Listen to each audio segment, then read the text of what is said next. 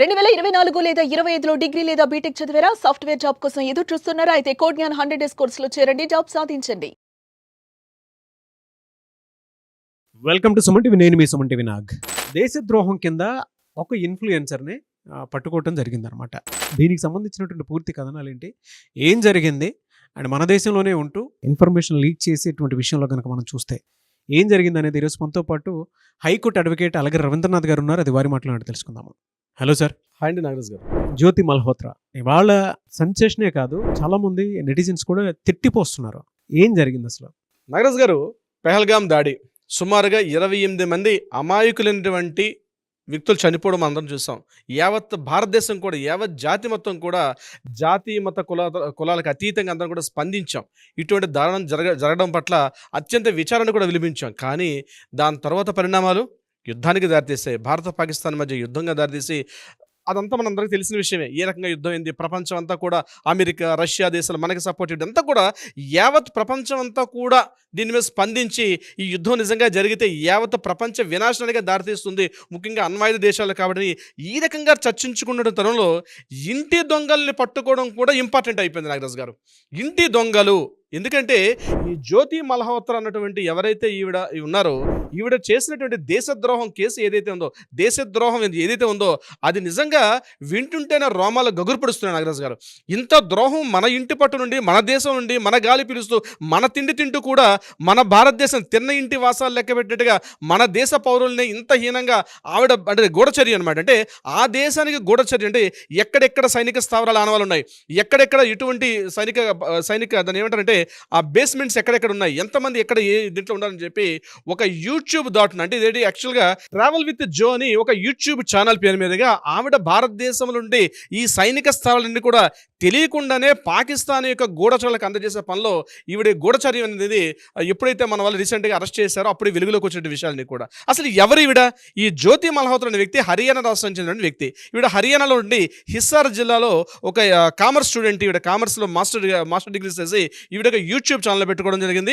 ఆ యూట్యూబ్లో సుమారుగా 3.5 లక్షల పాటు ఒక సబ్స్క్రైబర్స్ ఉన్నారు. అదేవిధంగా ఇన్స్టాలో కూడా సుమారు 1.5 లక్షల పైబడి ఉన్నటువంటి ఆ సబ్స్క్రైబర్ తోటి ఈవిడ రకరకాల అంటే భారత్, భూటాన్, నేపాల్, పాకిస్తాన్, ఈ బంగ్లాదేశ్ ఈ ప్రాంతాల నుండి అనేక విశేషాలు ట్రావెల్ చేసుకుంటూ ఆ యొక్క ట్రావెలింగ్ విశేషాలన్నింటినీ కూడా తన యూట్యూబ్ ద్వారా ఏర్పాటు చేసుకోవడం, పంపించడం అనేది అవేర్నెస్ క్రియేట్ చేస్తున్నట్టుగా ఒక ముసుగు వేసుకొని, ఈ ముసుగు ద్వారా భారతదేశం నుండి సైనిక స్థావరాల యొక్క ఈ యొక్క విషయాల్ని, గూఢచర్యాన్ని పాకిస్తాన్ నుండి డానిష్ అనే వ్యక్తికి ఈవిడ గూఢచర్యం చేసినట్టుగా రీసెంట్గా సడన్గా ఈ హర్యానా పోలీసులు వెళ్ళి ఆవిడని అరెస్ట్ చేసిన తర్వాత ఎవరని చెప్పి ఒక్కసారి యావత్ దేశం కూడా చూశారంటే, తిన్న ఇంట్లో అంటే మన ఇంట్లో ఉండి చేసినటువంటి ఈ ఇంటి దొంగల పని పట్టడం కూడా ఇంపార్టెంట్. ఎంతసేపు సైనికులు అక్కడ యుద్ధం చేయడం ఒక్కడే కాదు, మన దేశంలో ఉంటూ ఇంటి దొంగల పని పట్టడం కూడా ఒక పార్ట్ పెట్టుకున్నారు. కేవలం జ్యోతి మల్హోత్రా ఒక్కటే కాదు, ఈవిడ రీసెంట్గా ప్రియాంక సేనాపతి అని చెప్పి ఒరిస్సాలో ఉన్నటువంటి అంటే జ్యోతి యూట్యూబ్కి ఫాలో అవుతున్నటువంటి ప్రియాంక సేనాపతి అని చెప్పి మరొక యూట్యూబర్.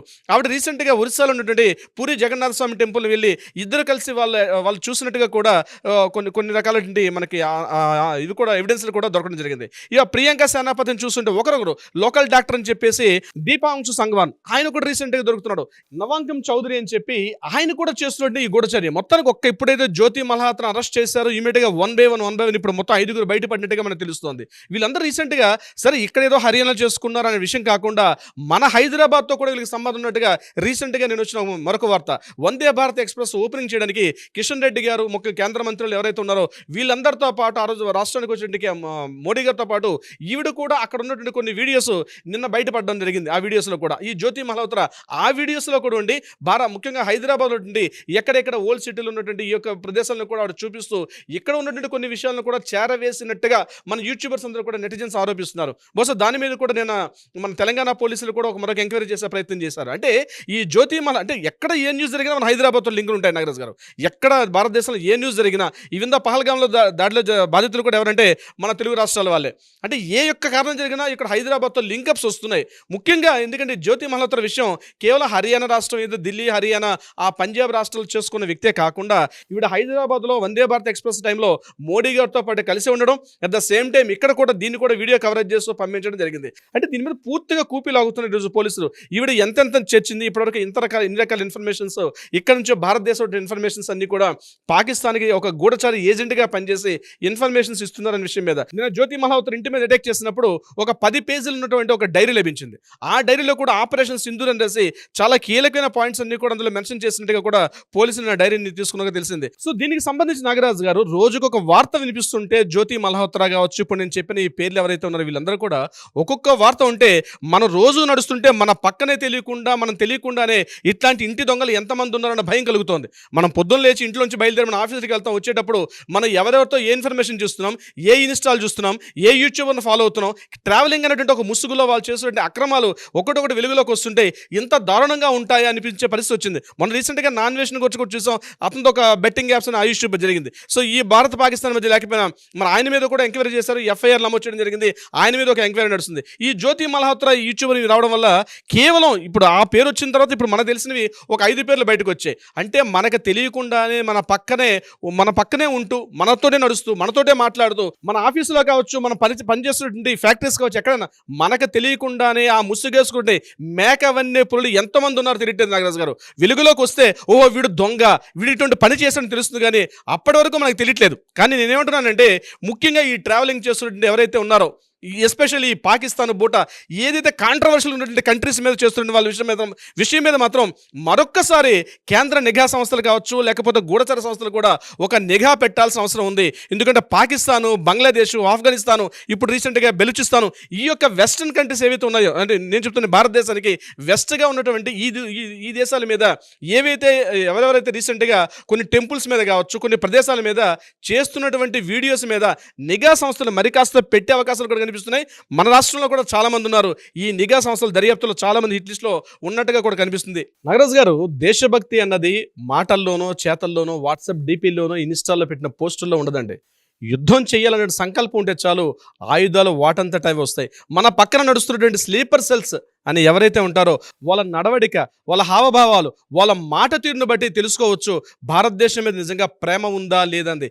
ఏదో పిచ్చి వ్యామోహం లేకపోతే ఏదో పిచ్చిగా మాట్లాడుకోవడం కాదని, ఎంతమందికి నిజమైన దేశభక్తి ఉంది, ఎంతమందిని పరిశీలిస్తున్నారు, నిజమైన దేశభక్తుడు ఎలా ఉంటాడు.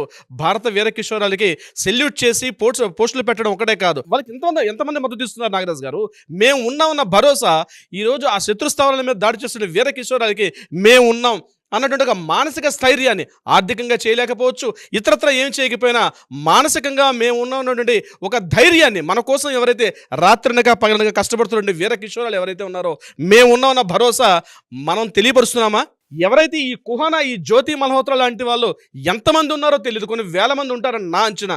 ఎందుకంటే పోలీసులు ఎంక్వైరీ చేశారు కాబట్టి ఆమె పేరు వెలుగులోకి వచ్చింది. నేను చెప్తుంది ఏంటంటే ఇతరత్ర వేదికల ద్వారా ఎవరైతే ఈ యొక్క మాకు దేశభక్తి ఉందని ఎవరైతే చెప్పుకుంటున్నారో వాళ్ళ మీద కూడా నిఘా పెట్టాల్సిన అవసరం ఉంది. మేరా భారత్ మహాన్ అనేది మాటల్లో కాదు నాగరాజు గారు, చేతల్లో ఉందా, వాళ్ళు మాట్లాడుతున్నటువంటి ప్రవర్తనలో ఉందండి, ఆలోచించుకోవాల్సిన అవసరం ప్రతి ఒక్కరికి ఉంది నాగరాజు గారు. సుమన్ టీవీలో మీ పర్సనల్ అండ్ బిజినెస్ ప్రమోషన్స్ కోసం కింది నెంబర్కి కాంటాక్ట్ చేయండి.